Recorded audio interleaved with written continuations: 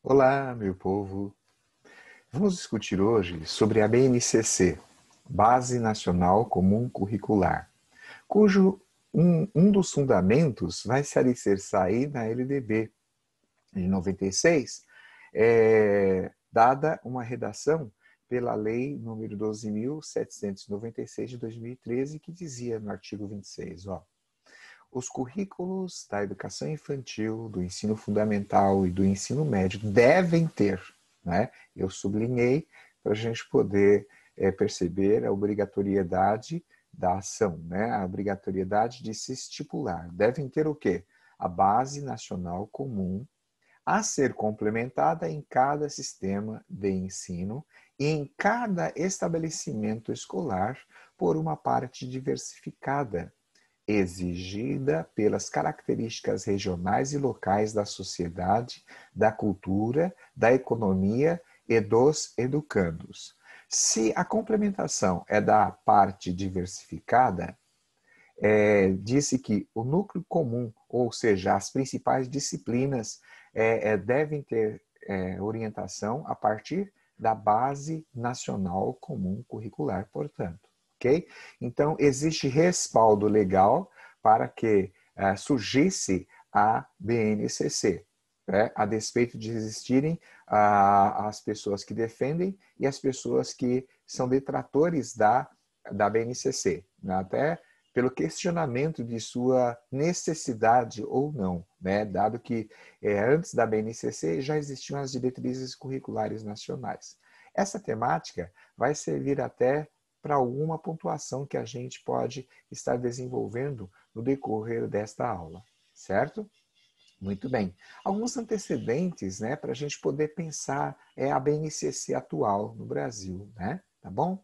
Então, é 1949, uma primeira iniciativa no Brasil na direção de estabelecer bases gerais para o ensino ocorreu neste ano com a proposição do documento denominado, vocês podem ver aí do lado, né? Leitura e linguagem do curso primário, que trazia sugestões para a organização e desenvolvimento de programas, cuja finalidade era organizar as bases gerais para os programas das disciplinas dos cursos primários, como sugestões às administrações estaduais. Portanto, a gente não pode dizer que houve realmente um estabelecimento das diretrizes, não é? Sugestões se tratam apenas de mecanismos que podem subsidiar cada um dos estados naquele período, naquela época, né? Década de 40, final da década de 40, início da década de 50, ok? Mas o que marca esse primeiro antecedente é justamente a visualização de uma necessidade para se pensar que num país grande como o Brasil, não é? A despeito das diferenças culturais, regionais, havia que se falar ou se ter em comum uma base para você poder, para beneficiar a vida do aluno, né, sem dúvida nenhuma, né, dado que ele poderia estar ou ser reconhecido em qualquer localidade que estivesse, não é? Não simplesmente afeito àquela localidade, mas a qualquer região que ele pudesse aí se deslocar. Tá? Em 1972, portanto, quase 20 e poucos anos depois, né, depois da década de 50, vamos colocar assim, né, quase 20 e poucos anos, aí a gente tem aí uma segunda tentativa de se rascunhar, né, algumas diretrizes para a escola e o currículo no Brasil. Em 72, em decorrência da promulgação da Lei 5692, de 11 de agosto de 1971, que fixou diretrizes e bases para o ensino de primeiro e segundo graus, foi elaborado um documento chamado A Escola de Primeiro Grau e o Currículo. Observem, né? E foi com essa lei mesmo, 5692, que a escola de primeiro e segundo graus foram assim estabelecidas no Brasil, né? Antes nós tínhamos a denominação de curso primário e ou curso secundário, ok?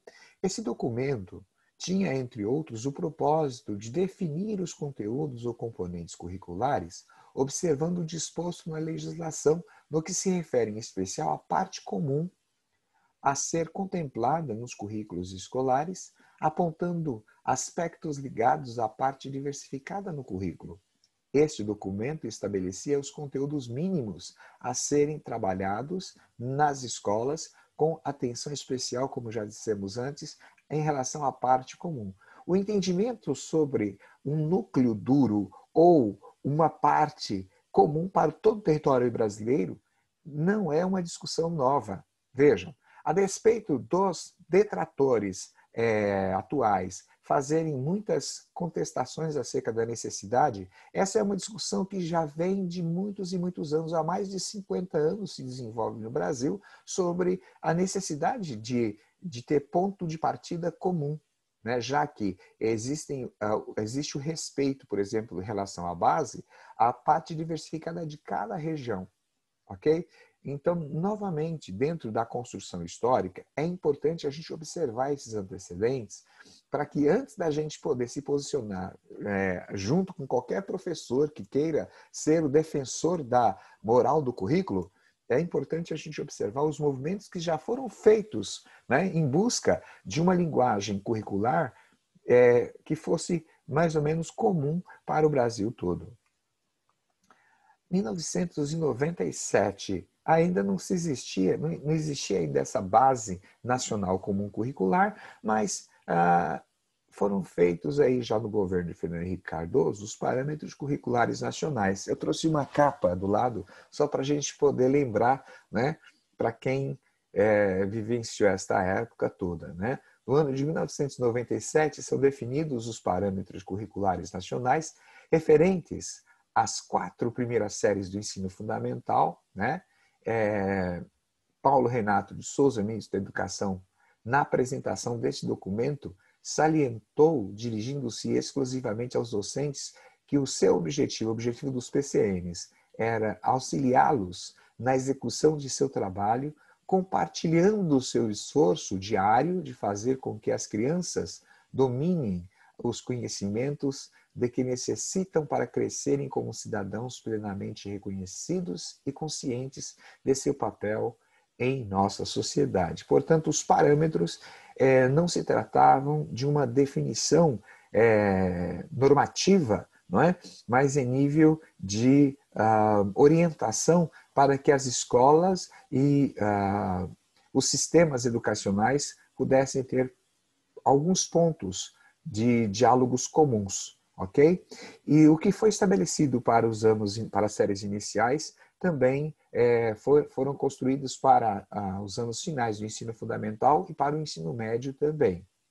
O conjunto de diretrizes normativas vão acompanhar a preocupação da busca de uma base nacional comum curricular.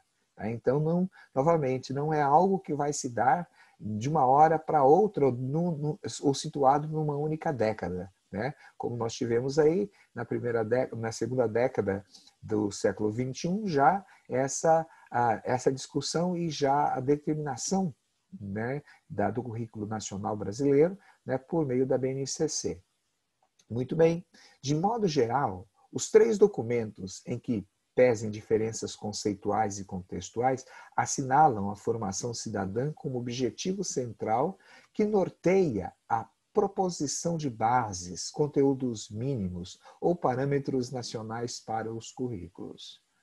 Era uma necessidade histórica, né, que foram sendo discutidas ao longo de vários anos, de várias décadas, e que certamente vai encontrar seu apogeu nesse período que nós citamos aí, né, aproximadamente em 2016, 2017, quando eclode praticamente aí a BNCC como orientação para a gente poder dizer, nós temos uma base nacional comum curricular. Não podemos esquecer, dentro dessa trajetória histórica, dessas diretrizes, né, que nós já citamos antes, nacionais curriculares para a educação básica. Elas são normas obrigatórias para a educação básica que orientam o planejamento curricular nas escolas e dos sistemas de ensino.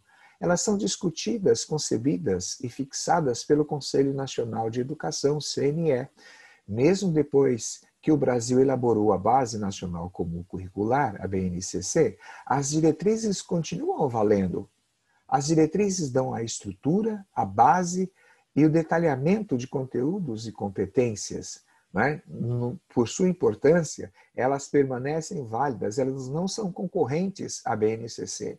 Elas trazem, a gente pode dizer, não subsídios, mas uma luz maior em relação ao que se espera, ao que se espera que o professor desenvolva, que a educação atinja, ok? Em relação ao desenvolvimento da criança, do jovem, do adolescente, e assim vai. Tá? Vamos lembrar um pouquinho esse crescimento aí para a gente poder entender essa linha histórica, até da constituição das próprias diretrizes, já que existem os detratores da BNCC, né? Dizendo, mas já existiam as diretrizes, para que a BNCC? As diretrizes elas serviam de pontos de partida também, né? Mas não se estabelecia de forma nenhuma conteúdos mínimos ou parte diversificada ou que deveria ser trabalhado em cada uma da parte comum ou parte diversificada.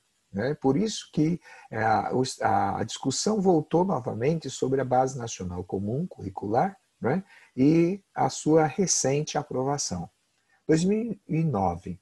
Diretrizes curriculares nacionais para a educação infantil, elas são atualizadas, né, pela resolução número de dezembro de 2010, tendo em vista que existiam desde 1998, alguns colocam 1999, em relação ao que deveria ser estabelecido como fio condutor para se trabalhar ali na educação infantil.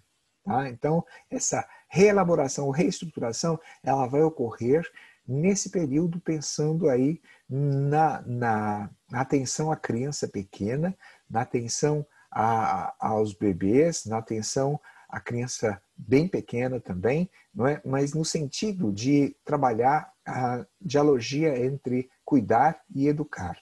Em 2010, as diretrizes curriculares nacionais gerais para a educação básica são homologadas por meio da resolução número 4, de 13 de julho de 2010. Vejam, é uma diretriz, né, articulada a outra diretriz por meio das discussões e da necessidade da própria realidade brasileira.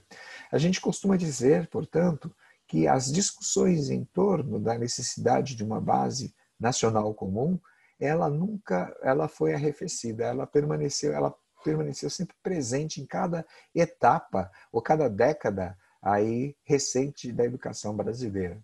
Em 2010 também, as diretrizes curriculares nacionais para o ensino fundamental de 9 anos, né, foram estabelecidas aí, e a gente pode dizer que no conjunto das próprias diretrizes curriculares nacionais para a educação básica, um adendo à parte, um cuidado à parte sobre as diretrizes curriculares para o ensino fundamental de 9 anos, pela especificidade da ampliação dos anos de escolaridade, né? Dado aí pela resolução número 5, de 17 de dezembro de 2009. Ok? E aí, 2012, as diretrizes curriculares nacionais para o ensino médio também. Então, toda educação básica contemplada pelas DCNs, Diretrizes Curriculares Nacionais, pela resolução número 2, de 30 de janeiro de 2012.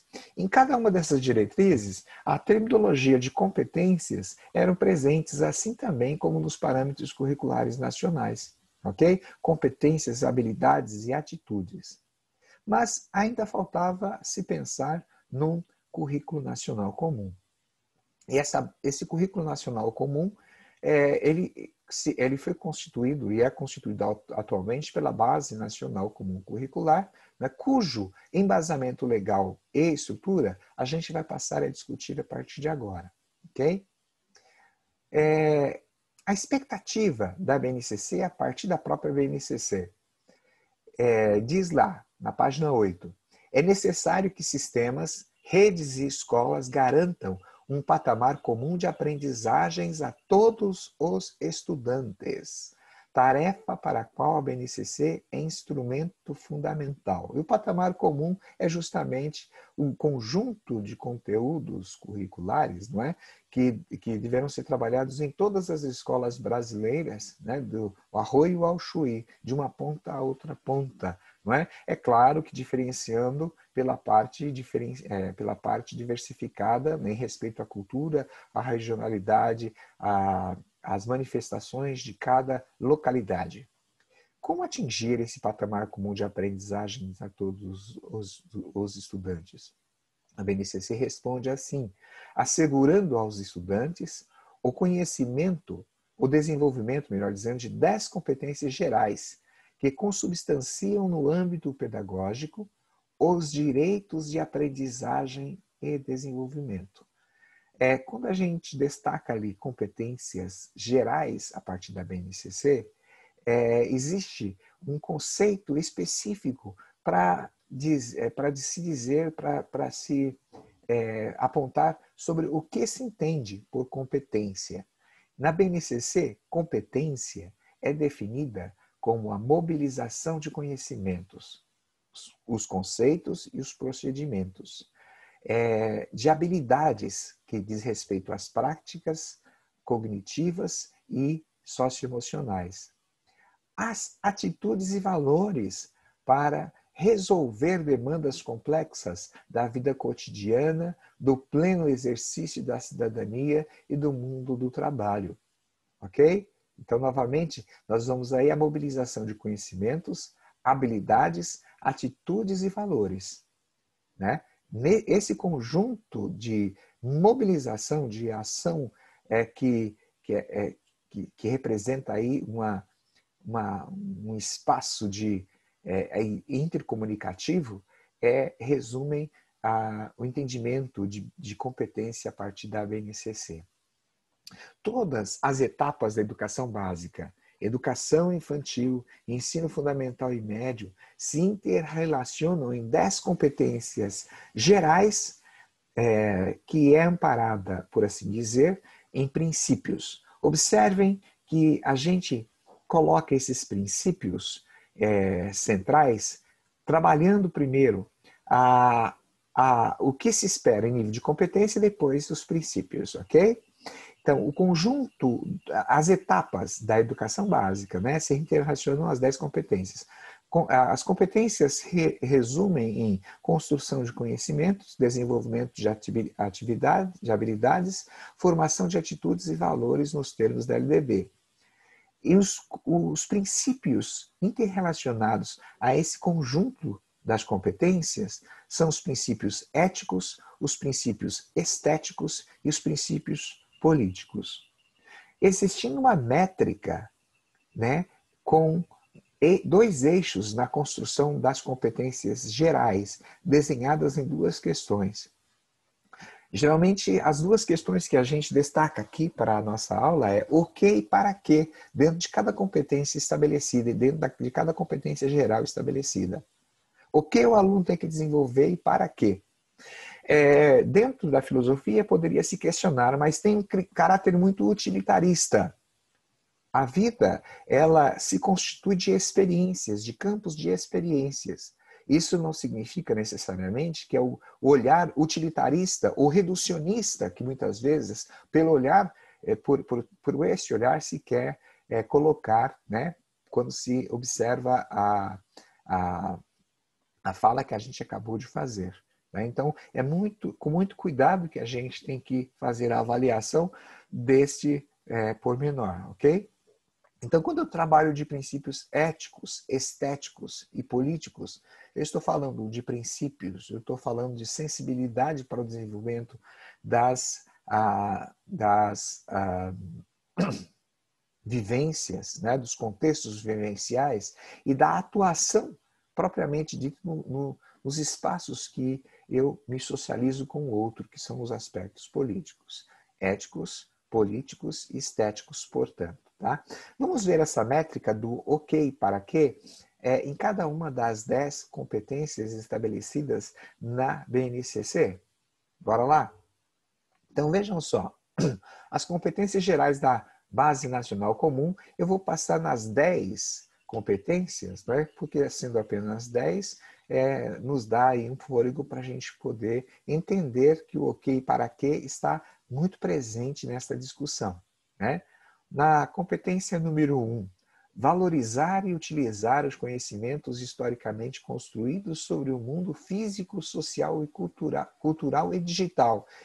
Isso que cada um dos alunos, em cada uma das etapas da educação básica, tem que ser levado a desenvolver. É o quê? E para que ele vai valorizar e utilizar os conhecimentos historicamente construídos?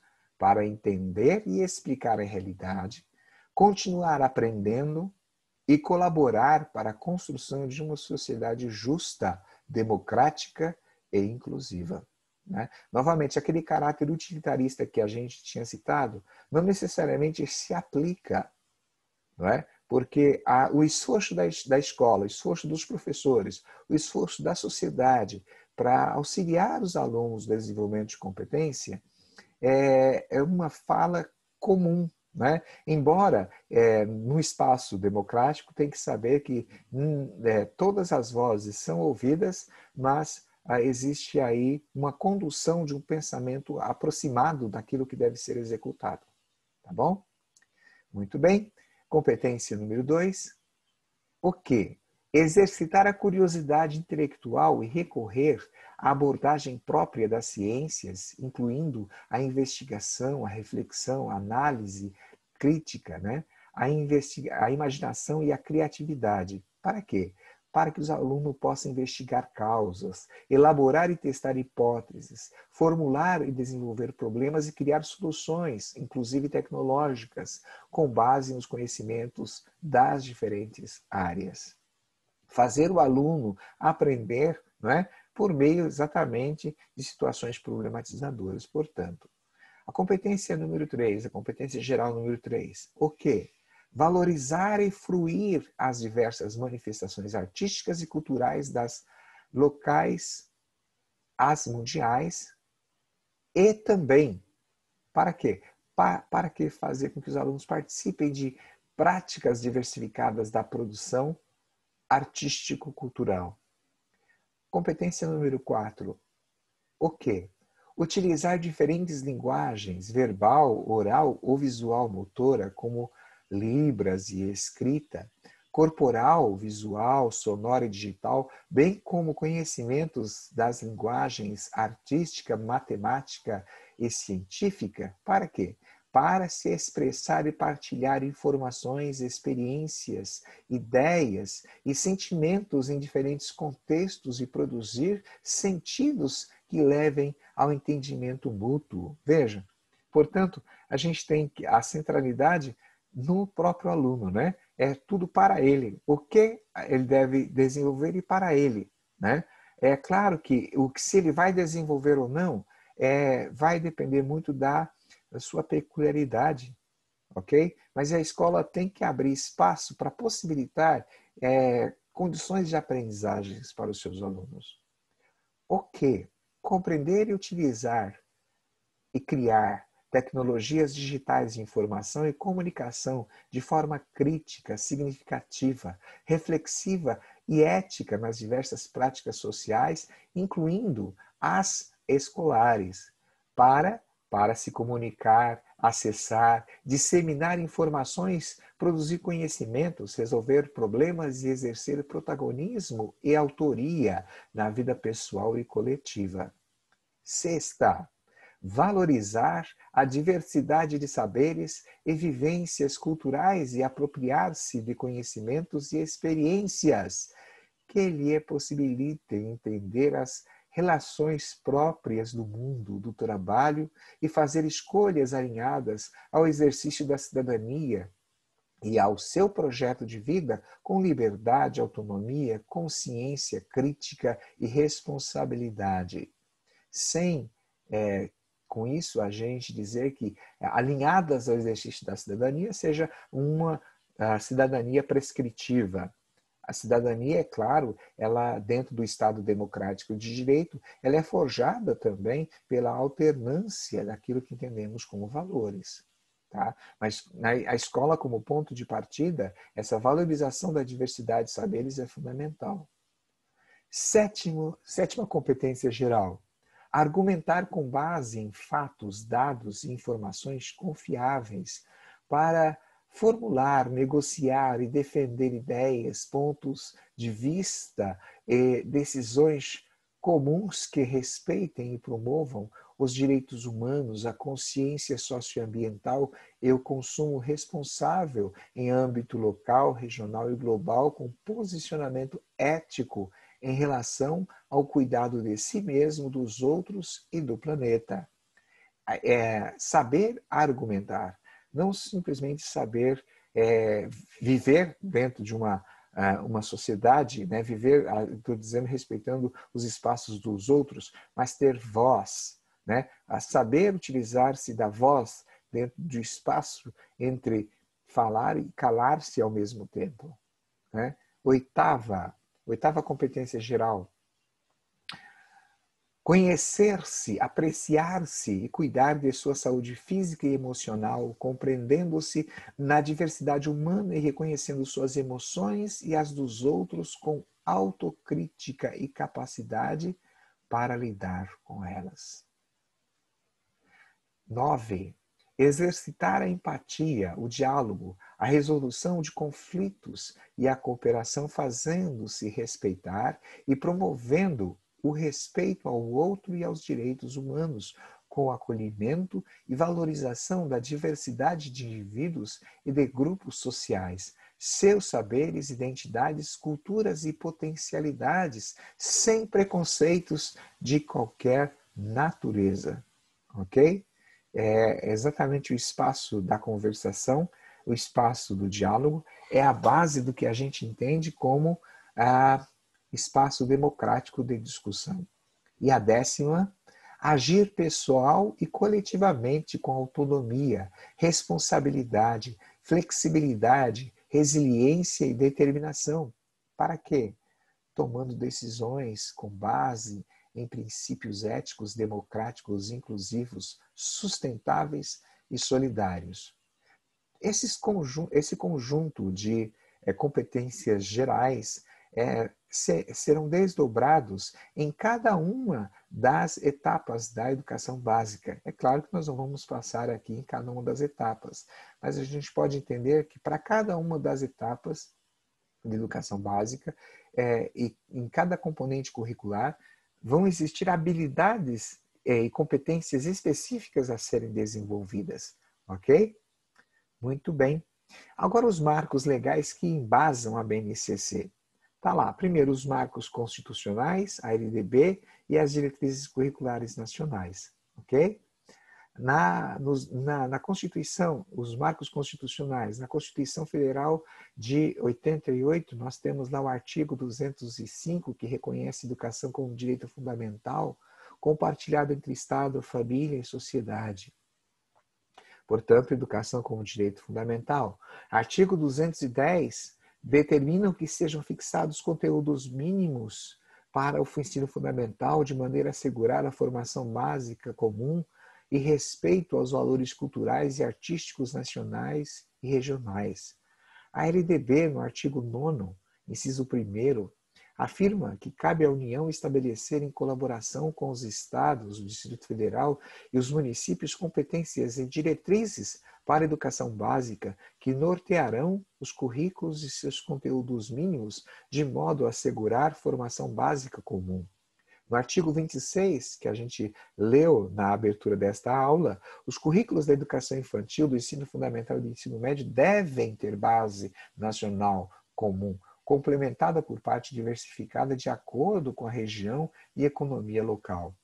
As diretrizes curriculares nacionais, na década de 90 e anos 2000, concepção do conhecimento curricular, contextualizado pela realidade social individual da escola e do seu alunado. Na reformulação de 2010, reformulação acrescentando a inclusão, a valorização das diferenças e o atendimento à pluralidade e à diversidade cultural, resgatando e respeitando as várias manifestações de cada comunidade. No PNE, recente, se destaca a necessidade de se estabelecer e implantar, mediante pactuação, diretrizes pedagógicas para a educação básica e a base nacional comum dos currículos, com direitos e objetivos de aprendizagem e desenvolvimento dos alunos para cada ano do ensino fundamental e médio, respeitadas as diversidades regional, estadual e local. E a LDB alterada, né?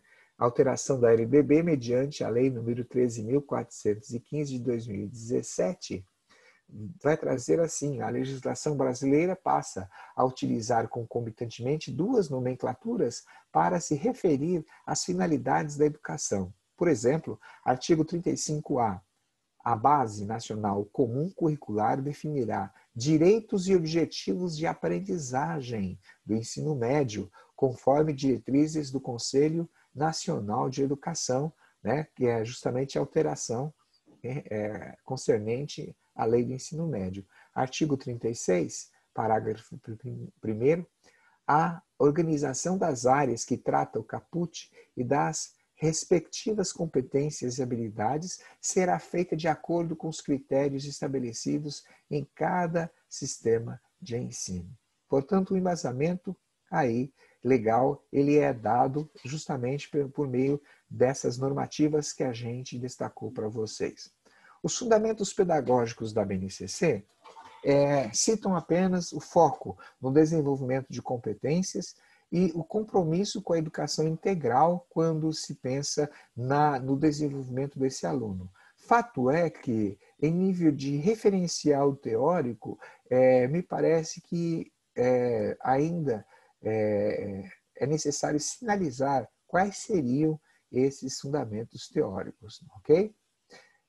Se bem que alguns teóricos atuais discutem muito as questões das competências, não é?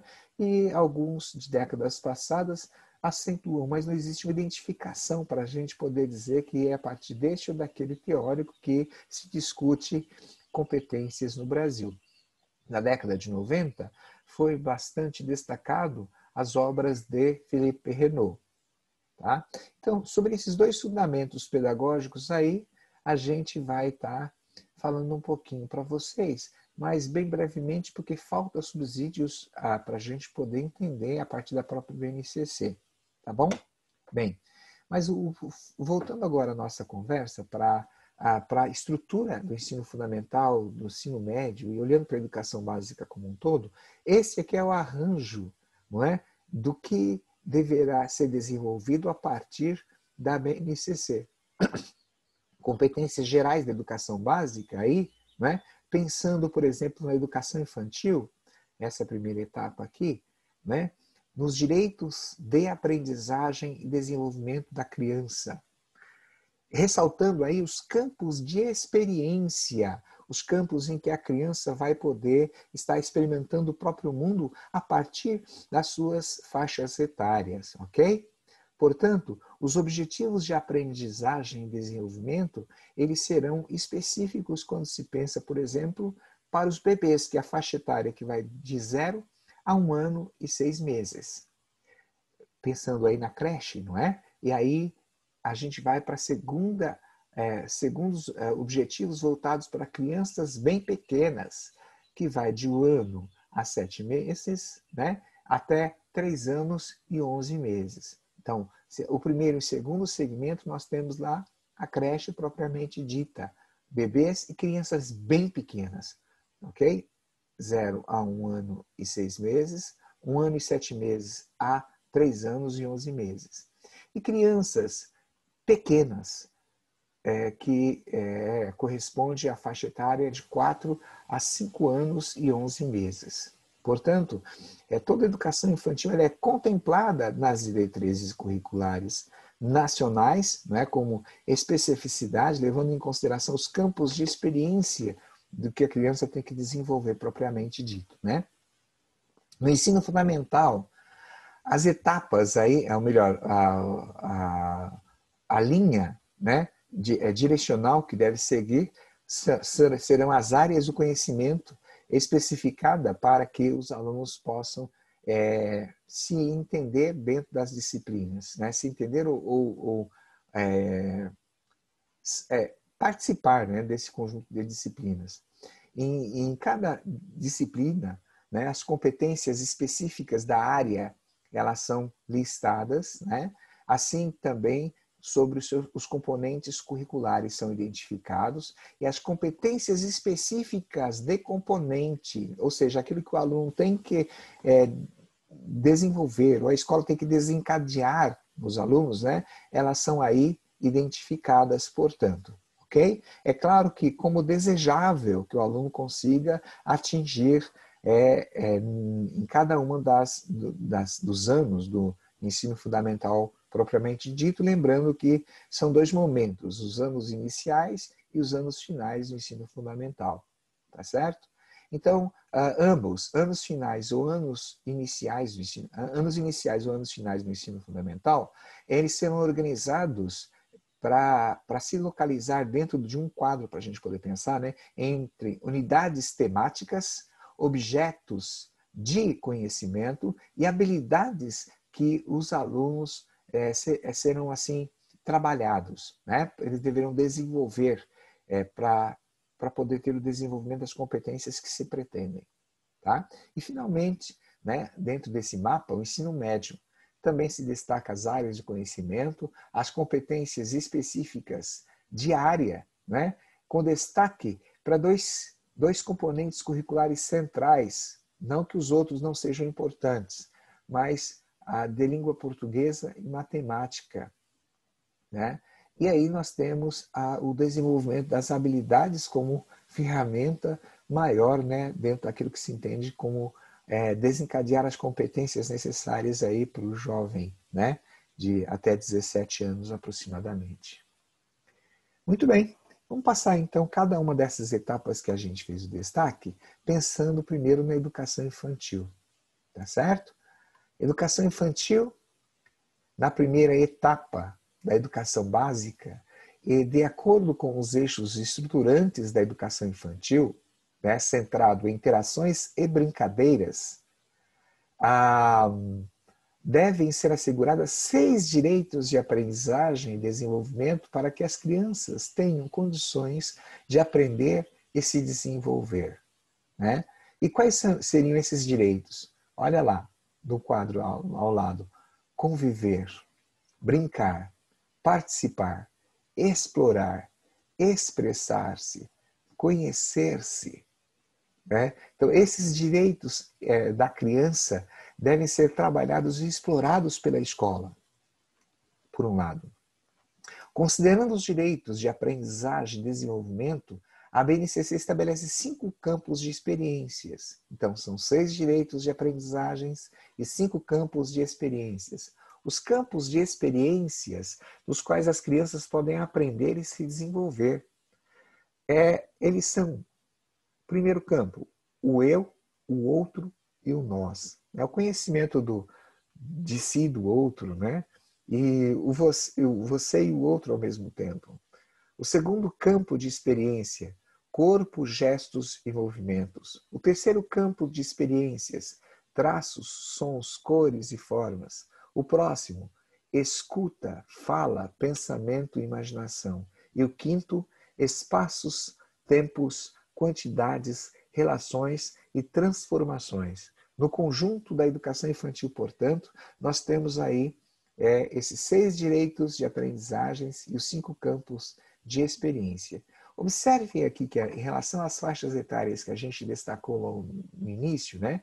Bebês, crianças bem pequenas e crianças pequenas, em relação aos objetivos de aprendizagens, em cada campo de experiências, são definidos objetivos de aprendizagem e desenvolvimento, organizados em 3 grupos por faixa etária, não é? Pensando lá nos bebês, nas crianças bem pequenas e nas crianças pequenas propriamente ditas. Vamos observar o que a gente falou antes, né? Olha aqui, ó, os campos de experiências, as faixas etárias, os objetivos de aprendizagem e desenvolvimento. Aí a organização numérica que a BNCC vai trazer, é importante a gente estar destacando para vocês. Primeiro, o exemplo, né? O campo de experiência que traz a BNCC. O primeiro lá, o campo de experiência, dentre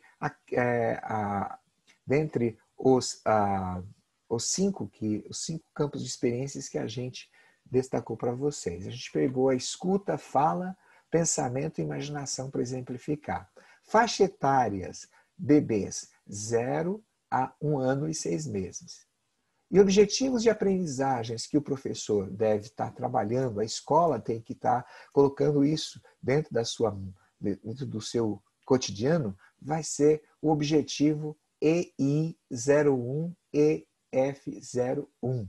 Tá? O que significa esse número todo? Né? Esse número todo está relacionado a essa competência que o aluno vai desenvolver, tá? Que é reconhecer quando é chamado por seu nome e reconhecer os nomes de pessoas com quem convive. Tá certo? Então, como é composto esse número aqui? Só para a gente poder entender. É claro que você não vai precisar compor nada. É para você entender, né, essa composição. Tá certo? Mesmo porque ela já vem dada. Está na base nacional comum curricular. Tá bom? Então, vamos lá. As duas primeiras letras, o EI, o primeiro par de letras indica a etapa da educação infantil. Tá? Então, educação infantil, EI, o primeiro conjunto de letras. O azulzinho, o primeiro par de números indica o grupo por faixa etária. E o grupo por faixa etária é aquele que a gente já viu logo no início, né? Bebês de 0 a 1 ano e 6 meses, crianças bem pequenas, de 1 ano e 7 meses a 3 anos e 11 meses, e crianças pequenas, de 4 anos a 5 anos e 11 meses. Muito bem. O próximo par aqui, o segundo par de letras, EF, indica o campo de experiências. Tá? EO é o eu, o outro e o nós. CG é corpo, gestos e movimentos. TS é traços, sons, cores e formas. EF, escuta, fala, pensamento e imaginação. ET, espaços, tempos, quantidades, relações e transformações. Portanto, aqui o EF é o campo da escuta, fala, pensamento e imaginação. Certo? E o último par de números. O último par de números na educação infantil indica a posição da habilidade na numeração sequencial do campo de experiências para cada grupo ou faixa etária. Tá? Então, nós temos que o primeiro par indica a posição que a gente tem bebês de 0 a 1 ano e 6 meses, portanto, que é o 0 ou 1, como a gente pode ver aqui. Tá bom?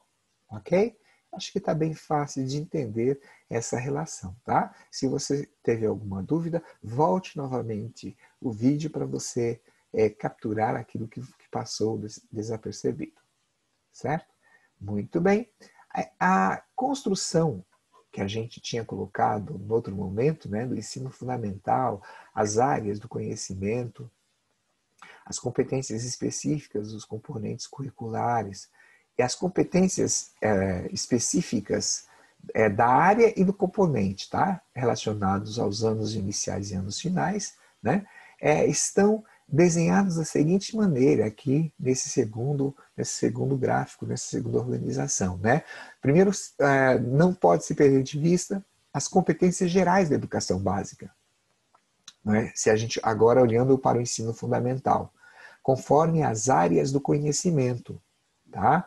E as áreas do conhecimento, elas estão se organizando da seguinte forma, né? As linguagens, as ciências da natureza, as ciências humanas, o ensino religioso também, ok?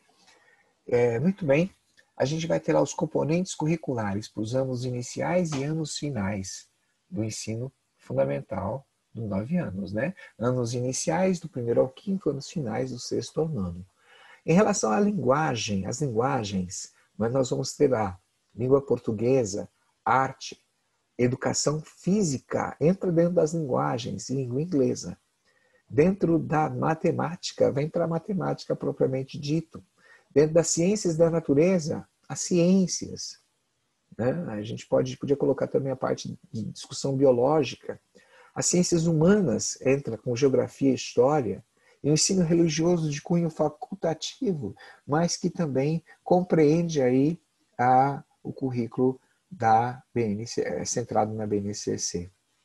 Muito bem, assim como fizemos com a educação infantil, a organização que se faz para o que se deve desenvolver no ensino fundamental, a organização é a mesma. Não é? Nós temos lá unidades temáticas, objeto do conhecimento e as habilidades especificamente resultando naquele número de organização quanto a competência a ser desenvolvida ou a habilidade que o professor tem que trabalhar é a competência a ser desenvolvida. Exemplo, unidades temáticas, vida e evolução. Ok? Já se sabe que é na área das ciências, né? Vida e evolução. Objeto de conhecimento, corpo humano. Habilidades, o que nós devemos ajudar os alunos a desenvolver? A se localizar, nomear e representar graficamente, por meio de desenhos, partes do corpo humano e explicar suas funções. A essa habilidade deu-se o número de EF01CI02. Né? Vamos entender esse par de letras, esse conjunto de letras aqui, tá? Assim como fizemos com a educação infantil. O primeiro par de letras indica a etapa do ensino fundamental, assim como foi para a educação infantil. O primeiro par de números indica o ano, de 0 a 9, no caso. Aqui é primeiro ano, que se refere à habilidade ou no campo de língua portuguesa, arte e educação física, o bloco de anos. Nesse caso, o primeiro ano. Ok? Então, se refere à habilidade. O primeiro par de números indica o ano, do primeiro ao nono, que se refere à habilidade. Ou, no caso específico de língua portuguesa, arte e educação física, o bloco de anos. Nesse caso, o primeiro ano, né? Ok? Ok, vamos lá então. O segundo par de letras indica o componente curricular, né? Aí AR para arte, CI para ciências, EF educação física, ER ensino religioso, GE geografia, HI história, LI língua inglesa, LP língua portuguesa e MA matemática. E finalmente, o último par de números indica a posição da habilidade na numeração sequencial do ano ou no bloco de anos. Tá certo?